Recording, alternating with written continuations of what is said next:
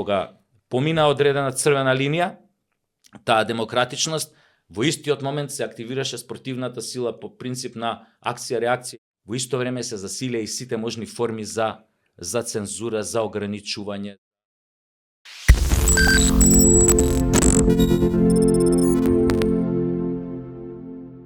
Современите медиуми ги расширија можностите за манипулација и тоа е она од што е најголемата опасност од нив денес.